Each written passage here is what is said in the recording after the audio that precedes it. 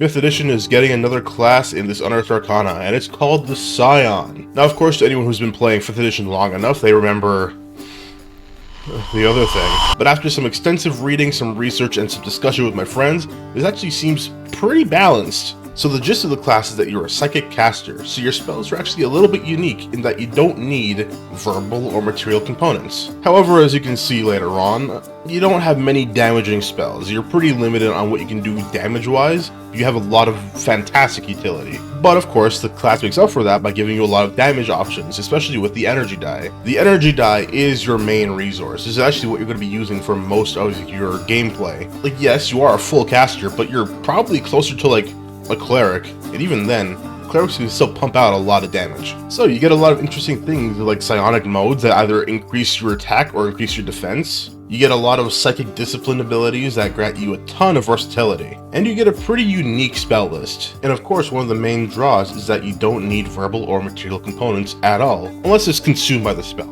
And since you do learn silence, that's actually a very big deal. Since while all the other enemy casters are unable to cast their verbal spells, you can just manifest them with your mind. And once again, to compensate for the lack of damage in your spell list, you actually get a lot of damage dealing subclasses. The Metamorph gives you a Bone Blade, a Flesh Maul, or a Visceral Launch. It's just a meat crossbow. It even gives you extra attack, which is interesting for a D6 class with no armor. So overall, this is actually a very interesting class, and I'd actually love to see more of it.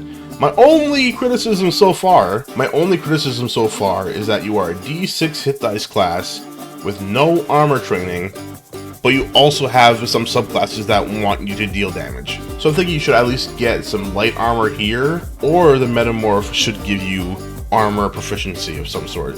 Because I don't really want to be using extra attack when I'm not able to defend myself in any way without mage armor.